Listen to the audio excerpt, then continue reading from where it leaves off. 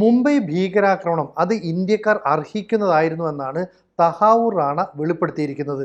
ഏറെ ഗൗരവമുള്ള ഒരു വെളിപ്പെടുത്തൽ തന്നെയാണിത്. ഇത് പറഞ്ഞിരിക്കുന്നത് അമേരിക്കയിലെ നീതിന്യായ വകുപ്പാണ്.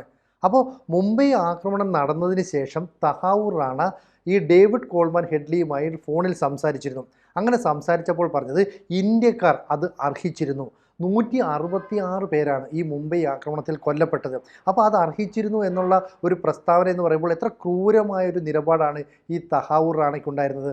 മാത്രമല്ല, ആ ഭീകരാക്രമണത്തിൽ പങ്കെടുത്ത ആളുകളെല്ലാം തന്നെ ധീരന്മാരാണ്, അവർക്ക് ധീരതയ്ക്കുള്ള അവാർഡ് നൽകണം എന്നും ഈ പറയുന്ന റാണ പറഞ്ഞു. എന്ന് പറഞ്ഞാൽ കൃത്യമായി പറയുകയാണെങ്കിൽ 9 ഭീകരരാണ് അന്ന് കൊല്ലപ്പെട്ടത്. ഇവർക്കെല്ലാം തന്നെ പാകിസ്ഥാൻ്റെ പരമോന്നത ബഹുമതി, അതായത് ധീരതയ്ക്കുള്ള ബഹുമതിയുണ്ട്.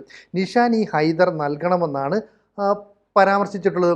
അപ്പോൾ ഇത്തരമൊരു നിലപാട് തഹാവൂർ റാണ സ്വീകരിക്കുന്നു എന്ന് പറഞ്ഞാൽ ഇന്ത്യക്കാരെ ശരിക്കും ഞെട്ടിക്കുന്നതാണ്.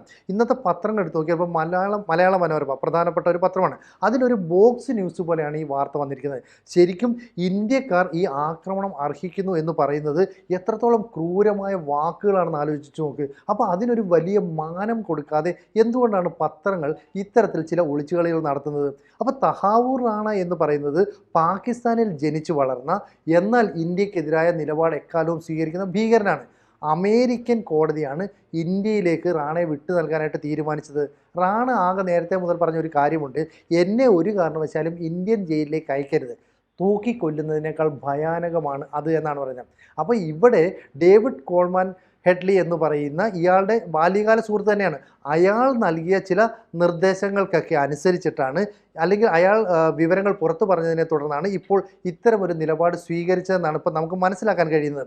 എന്തായാലും ഇത്തരം വാർത്ത മാതൃഭൂമിയിലും മനോരമയിലും ഒക്കെ ഉണ്ട്. മനോരമ വളരെ ചെറിയ രീതിയിൽ ഈ ഒരു വാർത്ത കൊടുക്കുമ്പോൾ ഈ ദേശവിരുദ്ധ ശക്തികളെയൊക്കെ എന്തിനാണ് ഈ മാധ്യമങ്ങൾ ഇങ്ങനെ സംരക്ഷിക്കാൻ ശ്രമിക്കുന്നത് എന്നൊരു ആശങ്ക ഉണ്ടാകുന്നത് തികച്ചും സ്വാഭാവികമാണ്. കാരണം നമുക്കറിയാം, ഇയാൾ വിദ്യാഭ്യാസപരമായിട്ടൊക്കെ വളരെ മിടുക്കനായിരുന്നു. ഈ റാണ എന്ന് പറയുന്നത് സൈനിക സ്കൂളിലാണ് സ്കൂൾ കോളേജ് വിദ്യാഭ്യാസമൊക്കെ പൂർത്തിയാക്കിയത്. അദ്ദേഹത്തിൻ്റെ സഹോദരങ്ങൾ, അതായത് ഈ റാണയുടെ സഹോദരങ്ങളുണ്ട്. ഒരാൾ ജേർണലിസ്റ്റാണ്, മറ്റൊരാൾ സൈനിക വകുപ്പിൽ തന്നെ മനോരോഗ വിദഗ്ധനാണ്. റാണയും ഈ പറയുന്ന പാക് ആർമി കോപ്സിൽ ക്യാപ്റ്റനായിട്ട് സേവനം അനുഷ്ഠിച്ചയാളാണ്. പിന്നീട് ഇയാൾക്ക് ഇവിടെ ഒന്നും നിൽക്കാൻ പറ്റില്ല എന്ന് കരുതിയാണ് ഭാര്യയുമായിട്ട് 1997 കാലഘട്ടത്തിൽ ഇയാൾ നേരെ കാനഡയിലേക്ക് പോകുന്നു. ഡോക്ടർ സുമ്രാസ് എന്നാണ് ഭാര്യയുടെ പേര്. ഇരുവരും കാനഡയിലേക്ക് പോകുന്നു. 2001 കാനഡയിലേക്ക് പൗരത്വം ഇവർ നേടുകയും ചെയ്തു. ആ സമയത്ത് പാകിസ്ഥാൻ ആർമിയിൽ നിന്ന് പറയാതെ പോയി എന്ന് പറഞ്ഞുകൊണ്ട് ഈ റാണയ്ക്കെതിരെ കേസുമൊക്കെ ഉണ്ടായിരുന്നതാണ്. പക്ഷേ പിന്നീട് ലഷ്കർ ഇ തോയ്ബയുടെ പ്രധാനപ്പെട്ട ചാരന്മാരിൽ ഒരാളായി മാറുകയും ISIയുടെ ഒരു പ്രവർത്തകനായി മാറുകയും ഒക്കെ ചെയ്തതോടെ പാകിസ്ഥാൻ ഇതിൽ നിന്ന് നിലപാട് മാറ്റി. അപ്പോൾ ഈ റാണയുടെ ഒരു പശ്ചാത്തലം നമ്മൾ ഗൗരവത്തോടു കൂടി കാണണം.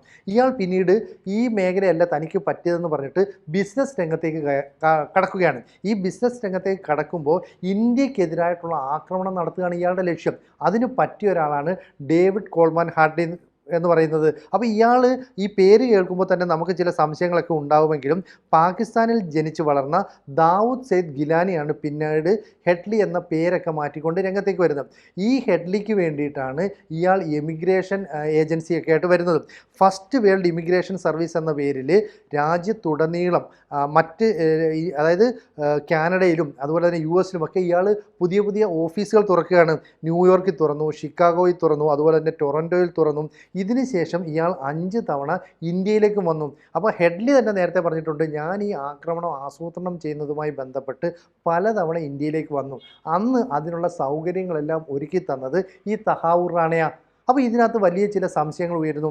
ഈ തഹാവൂർ റാണ എന്തിനാണ് മുംബൈയിൽ വന്നത്? അപ്പോൾ അവിടെയൊക്കെ നിരീക്ഷിക്കാൻ വേണ്ടി ഒരു ഓഫീസ് സംവിധാനം സജ്ജമാക്കുകയാണ് ചെയ്യുന്നത്.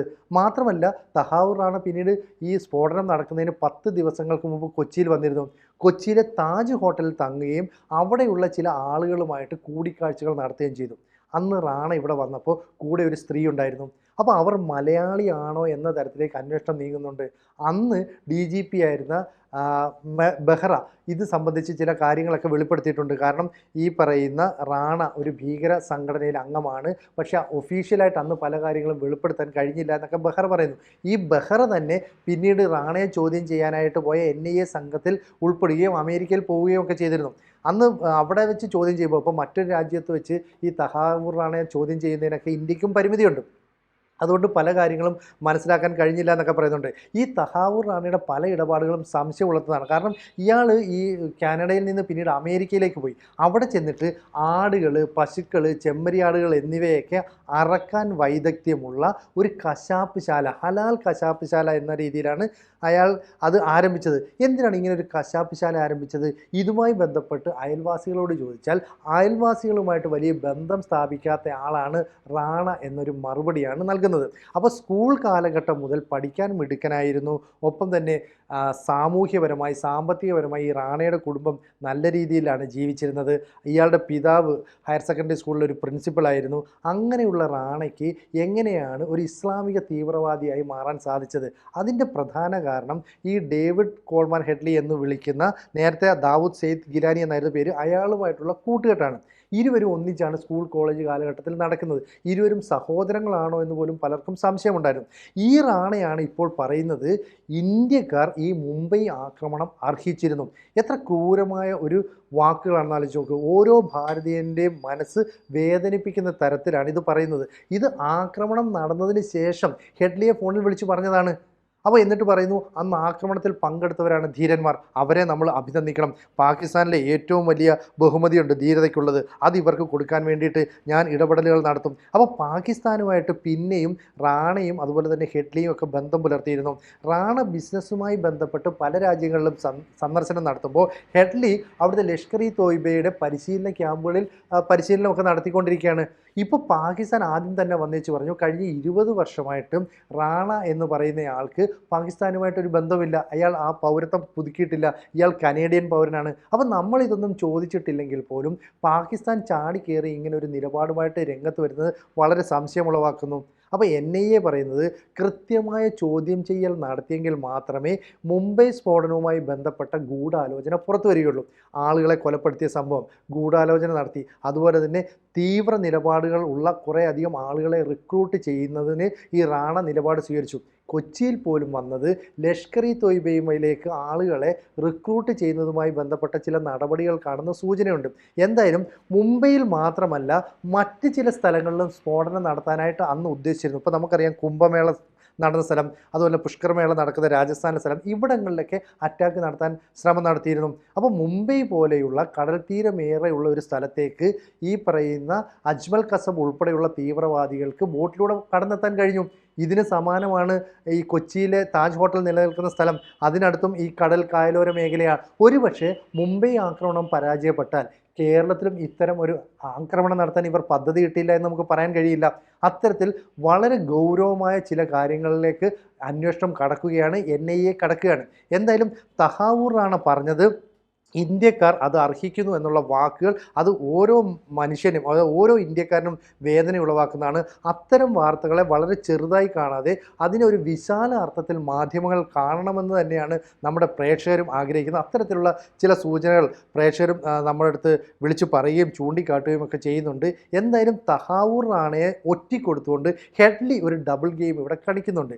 കാരണം ഹെഡ്ലിയെ ഈ കാനഡയിലെ ഒരു പത്രത്തിൻ്റെ നേരെ നടന്ന ആക്രമണവുമായി ബന്ധപ്പെട്ടാണ് നേരത്തെ അറസ്റ്റ് ചെയ്തത്. ഈ അറസ്റ്റ് ചെയ്തതുമായി ബന്ധപ്പെട്ടപ്പോഴാണ് മുംബൈ ആക്രമണ കേസിൽ ഞങ്ങൾ ഒരുമിച്ചുണ്ടായിരുന്നുവെന്നും റാണയാണ് ഇതിനൊക്കെ നേതൃത്വം നൽകിയതെന്നും ഈ ഹെഡ്ലി വെളിപ്പെടുത്തുന്നത്. ഇത് പറയുമ്പോൾ തന്നെ ഹെഡ്ലി പറയുന്നു, എന്നെ ഒരു കാരണവശാലും ഇന്ത്യ ഗവൺമെൻറ്റിന് വിട്ടുകൊടുക്കരുത്, റാണയുടെ ഗൂഢാലോചനകളെല്ലാം ഞങ്ങൾ പറഞ്ഞുതരാമെന്ന് പറയുന്നു. അപ്പോൾ ഹെഡ്ലിയും റാണയും തമ്മിൽ നടത്തിയ ഗൂഢാലോചന അല്ലെങ്കിൽ ഈ ഫോൺ സംഭാഷണം ഇതൊക്കെ തന്നെ അമേരിക്ക ചോർത്തിയിരുന്നു. അതുകൊണ്ടാണ് US നീതിന്യായ വകുപ്പ് ഇക്കാര്യത്തിൽ ഒരു വ്യക്തത വരുത്തിയിരിക്കുന്നത്. അപ്പോൾ ഹെഡ്ലി ഒരേ സമയം അമേരിക്കയുടെ ചാരനായിട്ടും പാകിസ്ഥാൻ്റെ ചാരനായിട്ടും പ്രവർത്തിച്ചു എന്നുള്ള സംശയമുണ്ട്. പക്ഷേ റാണ അങ്ങനെയല്ല.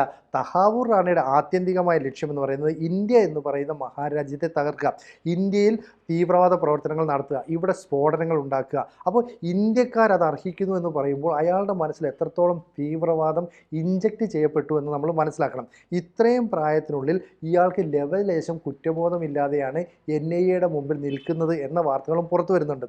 എന്തായാലും മുംബൈക്ക് പുറമെ ഇന്ത്യയിലെ മറ്റ് നഗരങ്ങളിൽ ദിവസങ്ങളിൽ ഇത്തരത്തിലുള്ള സ്ഫോടനം നടത്താൻ പ്ലാൻ ചെയ്തിട്ടുണ്ടോ എന്ന അടക്കമുള്ള കാര്യങ്ങൾ ഇനി റാണയിൽ നിന്ന് പുറത്തു വരാനുണ്ട്. ഒരുപക്ഷെ കൊച്ചിയിൽ ഉൾപ്പെടെ റാണയെ തെളിവെടുപ്പിനായിട്ട് കൊണ്ടുവരും. അപ്പോൾ ഇതിൻ്റെ പുറകിലുള്ള പല കാര്യങ്ങളും മനസ്സിലാക്കാൻ പറ്റും. കേരളത്തിലെ നിരോധിക്കപ്പെട്ട സംഘടനയുമായി ബന്ധപ്പെട്ട ചില ആളുകൾ ഈ റാണയുമായി കൂടിക്കാഴ്ച നടത്തി. അങ്ങനെയാണെങ്കിൽ ആ സംഘടനയിൽ ഉൾപ്പെട്ടവരെ ലഷ്കർ എ തൊയ്ബയിലേക്ക് ആകർഷിക്കാൻ വേണ്ടിയുള്ള ശ്രമവും റാണ നടത്തിയെന്ന് നമ്മൾ സംശയിക്കേണ്ടി വരും. എന്തായാലും മാധ്യമങ്ങൾ കുറച്ചുകൂടി ഗൗരവത്തോടുകൂടി ഇത്തരം വാർത്തകൾ നൽകണം. നമ്മുടെ മലയാള പത്രത്തിനെങ്കിലും ഇത്തരത്തിലുള്ള വാർത്തകൾക്ക് കൂടുതൽ പ്രാധാന്യം നൽകണമെന്നാണ് പ്രേക്ഷകരും ആവശ്യപ്പെടുന്നത്. എന്തായാലും ഈ റാണയെ കൂടുതൽ ചോദ്യം ചെയ്യുന്നതോടെ ഹെഡ്ലിയുടെ ബന്ധങ്ങളും പുറത്തേക്ക് വരും. ഹെഡ്ലിക്ക് ഇന്ത്യയിൽ 5 തവണ വരാനുള്ള സൗകര്യം ഒരുക്കിയത് റാണയാണെങ്കിൽ മുംബൈയിൽ മാത്രമല്ല മറ്റ് പ്രധാനപ്പെട്ട പല നഗരങ്ങളിലും സ്ഫോടനം നടത്താൻ അവർ ആസൂത്രണം ചെയ്തിട്ടുണ്ടാകാം.